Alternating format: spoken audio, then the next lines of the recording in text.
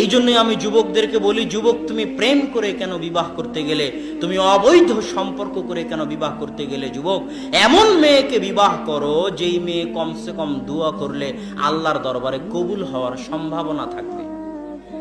আর এই ধরনের অপবিত্র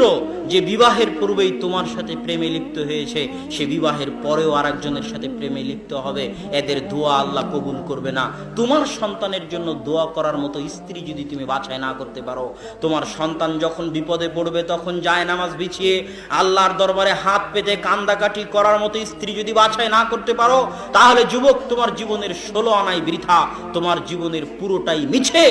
অতএব নিজে পবিত্র থেকে পবিত্র স্ত্রীর অনুসন্ধান করো, যার সাথে প্রেম থাক, তওবা করে ফিরে আসো এবং পবিত্র পরহেজগার মেয়ে বাছাই করো, যাতে কমসে কম জায়নামাজ বিছিয়ে আল্লাহর দরবারে হাত পেতে 2 রাকাত সালাত আদায় করে তোমার সন্তানের জন্য, তোমার